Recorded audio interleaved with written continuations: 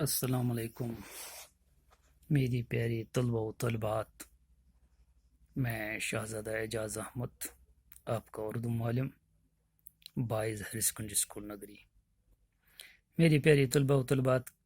کل جو ہم نے کلاس پڑھا ہے میر کی حالت زندگی اور ان کی شاعرانہ خوبی، تو وہاں میں نے بتایا آپ کو کہ میر کہاں پیدا ہوئی، کہاں وفات پا گئی، میر کو کیوں غم کا شاعر کہا جاتا ہے، کیوں میر کو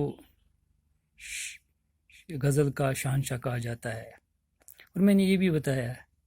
کہ میر جو ہے، میر کی عظمت اور اس کی شاعری کی نا خوبی کو دیکھ کر اردو کے عظیم سب سے بڑے شاعر مرزا غالب نے جو شعر کہا ہے وہ بھی میں نے بتایا کہ ریختہ کہ تم ہی نہیں استاد ہو غالب۔ کہتے ہیں اگلے زمانے میں کوئی میر بھی تھا، کیونکہ اس شعر کے ذریعے غالب جیسے بڑے شاعر نے میر کی عظمت کے بارے میں کیا کچھ بتایا ہے وہ میں نے پہلے ہی آپ کو بتایا ہے۔ لہذا آج ہم میر کی جو غزل ہے، غزل نمبر 1 آج ہم پڑھیں گے۔ تو آپ کتاب کھولیں میری پیاری طلبہ و طلبات، پیج نمبر 125 پہ آ جائیں، نوٹ بک نکالیں، کسی لفظ کا جو میں معنی بتاؤں اس کو نوٹ کر کے رکھیں، کیونکہ کسی بھی زبان، چاہے اردو ہو، انگلش ہو، عربی ہو، اس زبان کے نئے نئے الفاظ جتنی دماغ میں آ جائیں، الفاظوں کا ذخیرہ پیدا ہو جائے، تو اتنا اس زبان پر ہم دسترس کنٹرول کر پاتے ہیں، اس زبان کو صحیح طریقے سے، بہتر طریقے سے ہم بول سکتے ہیں۔ کیونکہ میں نے آپ کو کئی بار کلاس میں بھی بتایا کہ اردو زبان جو ہے یہ مختلف زبانوں کی آمیزش اس کے اندر دکھائی دیتے ہیں، کئی فارسی کا الفاظ، کئی ہندی کا، کئی انگریزی کا الفاظ، کیونکہ یہ اس کی خوبصورتی اور اس کا حسن ہے اردو زبان کا، یہ باقی زبانوں کے الفاظوں کو اپنے اندر سمونے کی اجازت دیتا ہے، یہ انگریزی کی طرح نہیں ہے جو باقی زبانوں کو نگلتے ہے، یہ سنسکرت کی طرح نہیں ہے جو آج لسانی نقشے سے غائب ہو رہی ہے، کیونکہ سنسکرت میں ذرا بھی کسی اور زبان کا لفظ آ جائے تو وہ اس کو قبول نہیں کرتے، مگر اردو کی یہ خوبی ہے، اس کا دامن وسیع ہے، یہ باقی زبانوں کی الفاظ جو ہے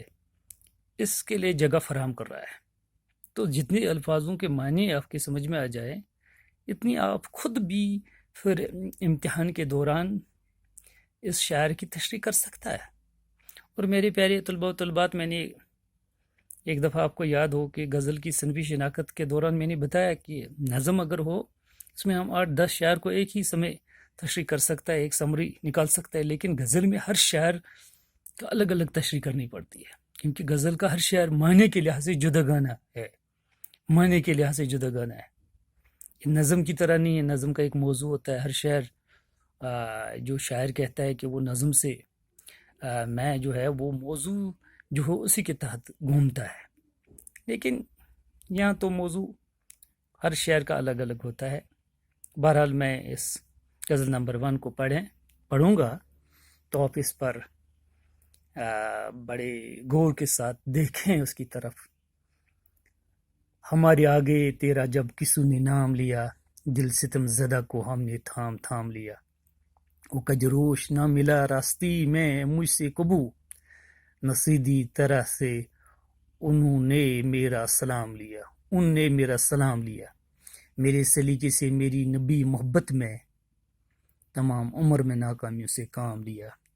اگرچہ گوشہ گزیں ہوں میں شاعروں میں میر، پہ میری شعر نے روئی زمین تمام لیا۔ میری پیاری طلبہ طلبات، کسو جو ہے، کسو یہ میں نے جو لکھا ہے ابھی،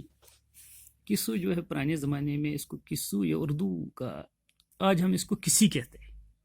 اسی طریقے سے دل ستم زدہ جو ہے یہاں لکھا، شاعری میں ہم اس کو دل ستم زدہ کہتا ہے جس کو طرح طرح کے دکھ دیے گئے محبوب نے، ستایا گیا دل۔ اسی طریقے سے تھام مینس کوئی چیز بے چین ہو رہا ہے، بے قرار ہوا ہے، دوبارہ اس کو اپنی ہی پوزیشن میں رکھیں، کوئی چیز بگڑی حالت میں دوبارہ اصلی چیز میں آ جائیں، اس کو بھی تھام کہہ سکتے۔ تھام مینس کسی چیز کو پکڑنا، سنبھالنا۔ ہمارے آگے تیرا جب کسی نے نام لیا، دل ستم زدہ کو ہم نے تھام لیا۔ یہ میر تقی میر کی غزل نمبر 1 کا پہلا شعر ہے، مطلع ہے، کیونکہ میں نے آپ کو بتایا کہ غزل کا پہلا شعر جو ہے اس کو مطلع کہتے۔ تو یہاں شاعر کہتا ہے کہ اے میرے محبوب، میں تمہارے نام سے اتنا لگاؤ رکھتا ہوں، اس قدر گہرا تعلق ہے کہ میرے سامنے اگر تمہارا نام کوئی لے جائے تو میں اس قدر بے چین اور بے قرار ہو جاتا ہوں، تو میں اپنے دل کو بہت مشکل سے پھر سنبھال لیتا ہوں۔ شاعر کا کہنے کا مطلب یہ ہے کہ اے میری محبوب، مجھے تمہارے نام سے اس قدر محبت اور گہرا تعلق ہے جو اظہار اور بیان سے باہر ہے، میں بیان نہیں کر سکتا ہوں، اظہار سے باہر ہے۔ چنانچہ جب بھی کسی نے میرے سامنے تمہارا نام لیا، تمہیں پکارا، تو میں عالم بے قراری میں کھو جاتا ہوں، تو پھر میں بڑی مشکل سے اپنے دل کو سنبھال لیتا ہوں اور اپنے اس دل کو پھر بے چینی اور بے قراری کے بعد پھر دوبارہ کبھی اس کو سکون کی حالت میں دیکھتا ہوں۔ یہ تو بڑا مشکل میرے لیے ہے۔ تو میرے پیارے طلبہ و طالبات، تو آپ یاد رکھیں کہ اس شعر میں شاعر اس بات کا اظہار کرتا ہے کہ وہ اپنے محبوب سے بے انتہا محبت کرتا ہے، بے انتہا اس کو لگاؤ ہے اس کے نام سے۔ یعنی کوئی اگر اس کے محبوب کا نام ہی لے تو وہ اتنا بے چین اور بے قرار ہو جاتا ہے کہ وہ بے قراری کے عالم میں کھو جاتا ہے، پھر وہ بڑی مشکل سے اپنی اس بے چین دل کو سنبھال لیتا ہے۔ اسی طریقے سے دوسرے شعر میں کہتے ہیں وہ کجروش نہ ملا راستے میں مجھ سے کبو، نہ سیدھی طرح سے ان نے میرا سلام لیا۔ کجروش کہتے ہیں کوئی ٹیڑھی چال چلانے والا۔ مثال کے طور پر آج کے اس مادی پرست دور میں کیا ہے کہ کوئی زبان سے رام رام کہیں، دی بغل میں چھری ہو،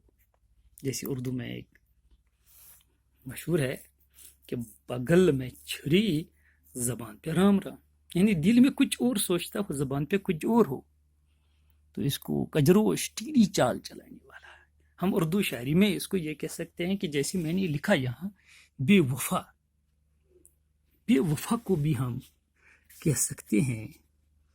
کجروش۔ یہ راستی جو ہے، راستی کا مطلب ہے جیسے میں نے لکھا ہے یہاں سچائی، سیدھا۔ اسی طریقے سے یہاں کبو ہے، آج کے دور میں ہم اس کو آسان اردو میں کہتے ہیں کبھی۔ نہ سیدھی طرح سے ان نے میرا سلام لیا۔ سلام، جب ہم کوئی آدمی آپ سے ملے، ملاقات کرے، تو آپ سلام سے شروعات کرتے ہیں، کیونکہ سلام کا مطلب کہ اللہ کی سلامتی ہو آپ پر، یعنی بات کرنے کا جو آغاز ہے سلام ہے۔ تو کسی کو پیغام دیتے کہ میرا پیغام پہنچانا، تو وہ اس کو بھی ہم سلام کہہ سکتے ہیں۔ وہ کجروش نہ ملا راستے میں مجھ سے کبو، نہ سیدھی طرح سے ان نے میرا سلام لیا۔ تو شاعر یہاں کہتے ہیں میر تقی میر، اے بے وفا محبوب، یعنی اپنے محبوب سے گلہ اور شکوہ کر رہے کہ وہ بڑی سخت دل اور سخت جان ہے۔ شاعر کہتے ہیں کہ میری محبت اور چاہت کا اس سے کچھ احساس ہی نہیں ہے، کیونکہ شاعر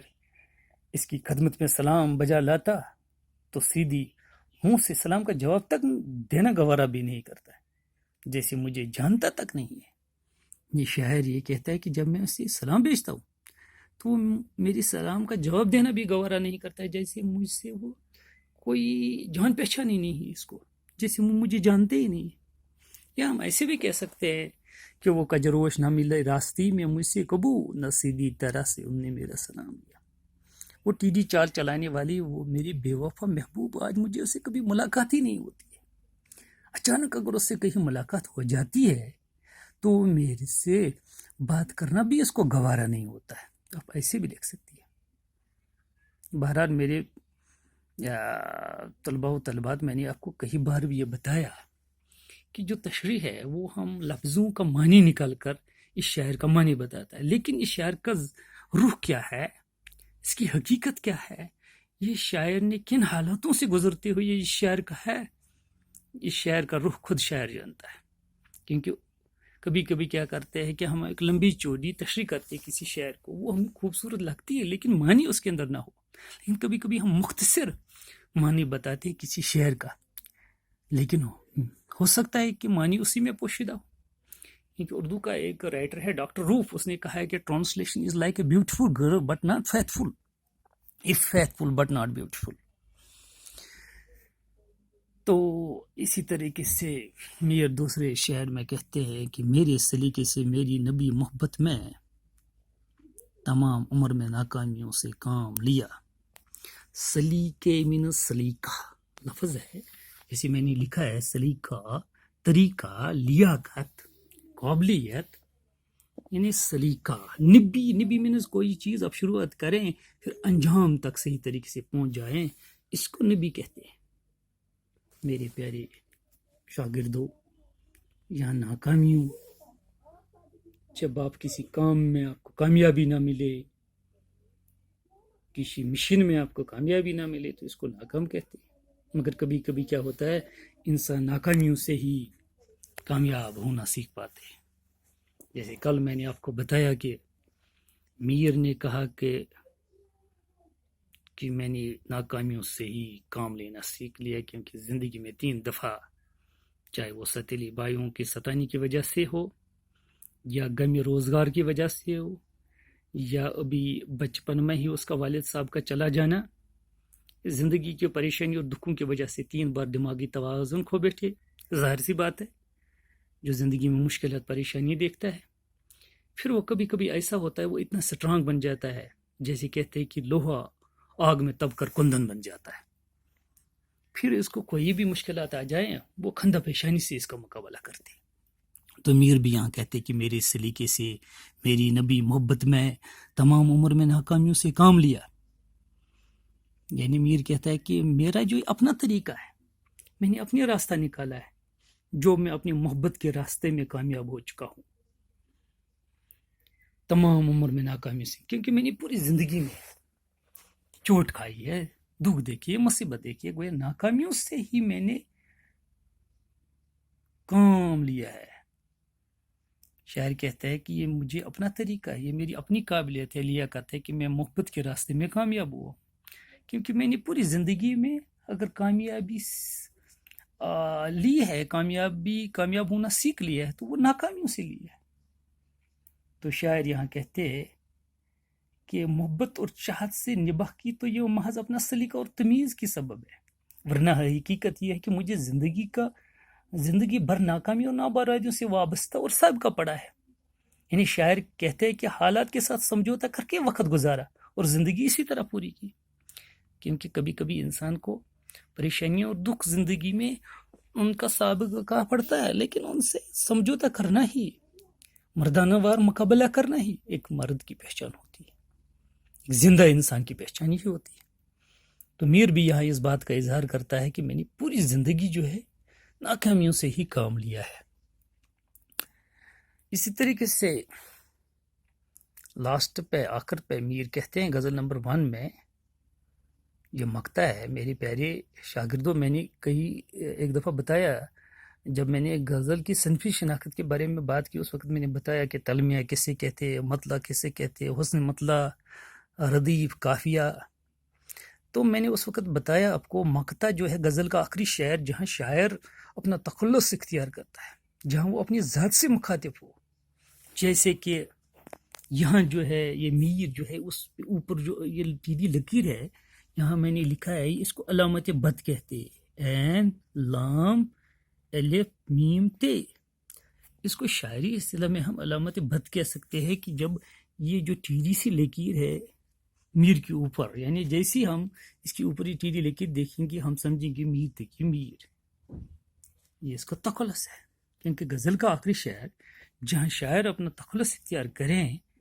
اس کو مقطع کہتے ہیں. اس مقطع میں کیا کہتے ہیں شاعر، اگرچہ گوشے گزی ہوں میں شاعروں میں میر، پہ میری شعر نے روئی زمین تمام لیا. گوشے گزی کہتے ہیں تنہائی اختیار کرنے والے کو، جیسے میں نے یہاں لکھا تنہائی میں بیٹھنے والا، یعنی خلوت میں بیٹھنے والا، دنیا کے محفلوں سے دور ہو کر تنہائی میں بیٹھے، اس کو گوشے گزی کہتے ہیں. پہ میری شعر نے روئی زمین تمام لیا. شعر یعنی شاعر جب اپنے خیالات، اپنی جذبات، احساساتوں کا اظہار کرتا ہے، جو خوبصورت الفاظ اس کے منہ سے نکلتے ہیں، اس کو شعر کہتے ہیں۔ شاعر جو کچھ کہتا ہے وہ شعر ہوتا ہے۔ روئے زمین مینس پوری کائنات۔ اگرچہ گوشے گزی ہوں میں شاعریوں میں میر پہ میری شعر نی روئی زمین تمام لیا۔ شاعر یہاں کہتے ہیں کہ اگر میں محفلوں میں نہیں جاتا ہوں، کیونکہ آج کل کے موجودہ دور میں دیکھتے ہیں کہ شعراء حضرات بڑی بڑی خوبصورت محفلیں سجاتے ہیں، ٹی وی پر یا کہیں اور محفلوں میں جاتے ہیں تاکہ ہمارا بھی نام ہو جائے۔ تو یہ میر کہتا ہے کہ اگر جو گوشے گزی ہوں میں شاعروں میں میر پہ میری شعر نی روئی زمین تمام لیا۔ اگرچہ میں تنہائی اختیار کرنے والا ہوں، خلوت پسند ہوں، میں محفلوں میں زیادہ پسند نہیں کرتا ہوں، لیکن پوری کائنات میں بھی میں نے اپنے نام کما لیا۔ دنیا کے لوگوں میں نے اپنا گھر، اپنا مسکن بنا دیا۔ وہ اپنی شاعریت کی، اپنی شاعری کی وجہ سے ہے، اپنی شاعری کی وجہ سے ہے۔ تو شاعر یہاں اس بات کا اظہار کرتا ہے کہ اگرچہ میری دوسری شاعروں کی نسبت الگ تھلگ اور گوشے نشین اور خلوت میں ہے، لیکن اس شعر گوئی اور صلاحیتوں کی دھوم تو پوری دنیا میں ہے۔ اس کے اشعار نے شعر و شاعری کے دنیا میں اپنی حیثیت منوائی اور شہرت کی بلندی کو چھو رکھا۔ کیونکہ میں نے کل آپ کو بتایا کہ ایک فنکار کو اپنی فن کی وجہ سے، ایک مصور کو اپنی مصوری کی وجہ سے، ایک شاعر اپنی شاعری کی وجہ سے لوگوں کے سامنے زندہ جاوید ہو جاتا ہے۔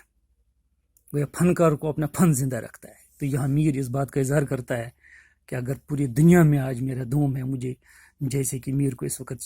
غزل کا شہنشاہ کہتے ہیں، تو اس وجہ سے کہ اس کی شاعری نے لوگوں کو مجبور کر دیا کہ وہ اس کو غزل کا شہنشاہ کہہ دیں۔ یہ اس کی شاعری کی خوبی ہے،